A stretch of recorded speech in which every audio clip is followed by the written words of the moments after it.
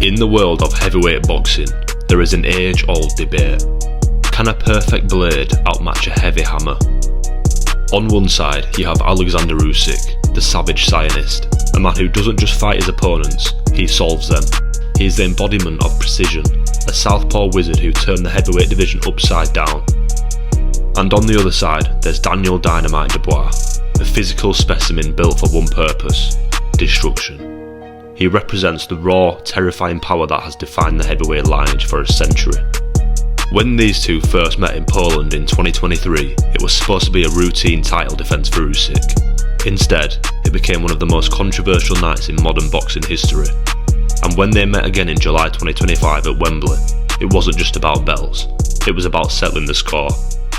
This is the story of when precision met power. August 26, 2023, Poland. The atmosphere was electric, charged by the presence of thousands of Ukrainians cheering for their hero. Usyk entered as the unified champion. Dubois was the mandatory challenger, a massive underdog whom many thought was too green for the champion's IQ. For the first 4 rounds, the script followed the experts' predictions. Sure if he's going to hit the target clean. Dubois trying to aim for the...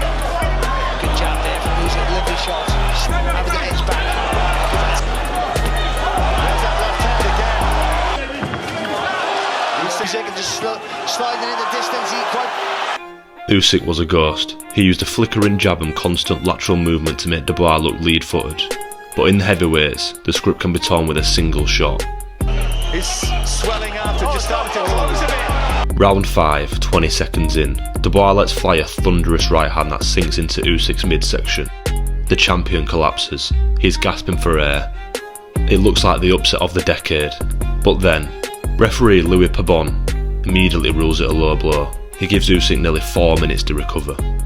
Was it low? The boxing world fractured in that moment. To Dubois' camp, it was a legal shot on the belt line that broke the champion. To Usyk's team, it was a blatant foul on the bladder. Regardless of the what if, Usyk rose. And what happened next proved why he is a generational talent. Instead of being rattled, he became clinical. In the 8th, a flurry of precision punches dropped Dubois. In the 9th, a stiff jab put Dubois down for the count. Precision had won, but the low blow controversy would haunt both men for the next 2 years. After that night in Poland, Daniel Dubois was written off. People called him a quitter. They said he didn't have the heart for the elite level. While Usyk was busy making history by becoming the first undisputed heavyweight champion of the 4-belt era against Tyson Fury, Dubois was on a path of absolute carnage. He battered Filip Hrgovic. He shocked the world by destroying Anthony Joshua in front of 96,000 people at Wembley. And by early 2025, Dubois wasn't just a mandatory challenger anymore.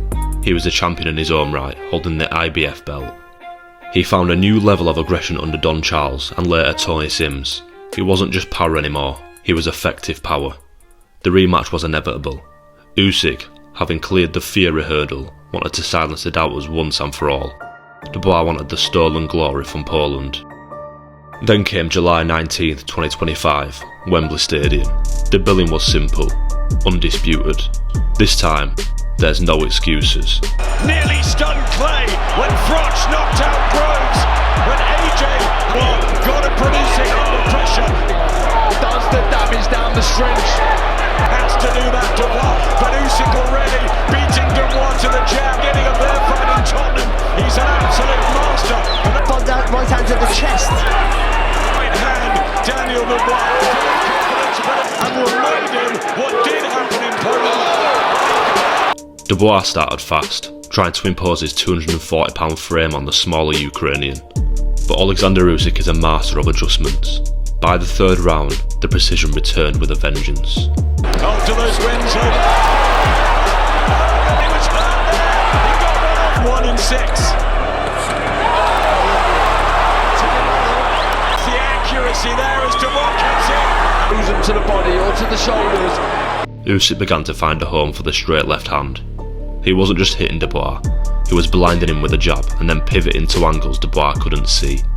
The ghosts of the first fight returned in the 5th. Dubois went to the body again, perfectly legal this time, but Usyk didn't flinch. Instead, he countered with a right hook to the temple that scrambled Dubois' equilibrium.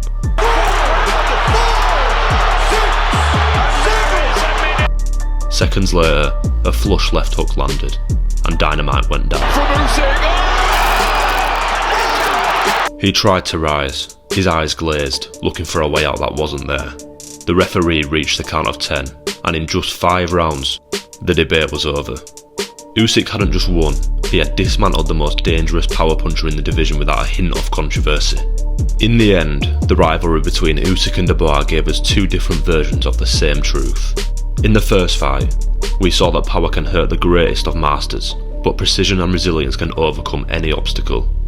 In the second fight, we saw what happens when a master is fully dialed in. He makes the ultimate power look ordinary. Oleksandr Usyk now looks towards 2026 with names like Deontay Wilder on the horizon, cementing his status as perhaps the greatest heavyweight of the 21st century. Daniel Dubois, still young, begins the journey back. They say power is the ultimate equaliser, but on these 2 nights, precision won.